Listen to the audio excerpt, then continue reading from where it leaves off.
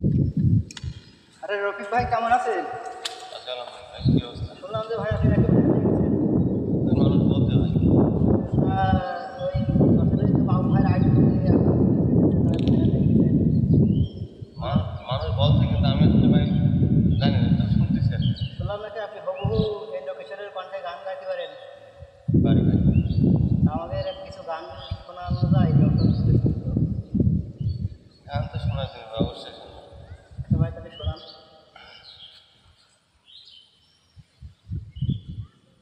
গল্পের শুরুটা তো ছিল সুন্দর, এক সুরে বাঁধা ছিল দুটি অন্তর।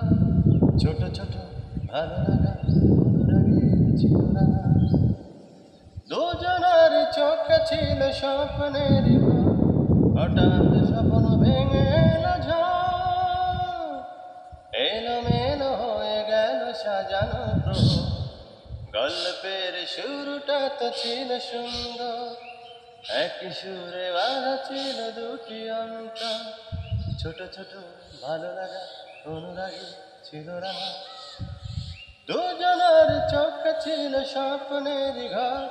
হঠাৎ স্বপ্ন ভেঙে এলো ঝড়, এলোমেলো হয়ে গেল সাজানো প্রহর। গল্পের শুরুটা তো ছিল সুন্দর। অনেক সুন্দর গান হয়েছে ভাই। আসলে আপনি এই লোকেশনের কণ্ঠে গান গাইতে পারেন। আসলে এটা দর্শক শুনলে বুঝতে পারবে।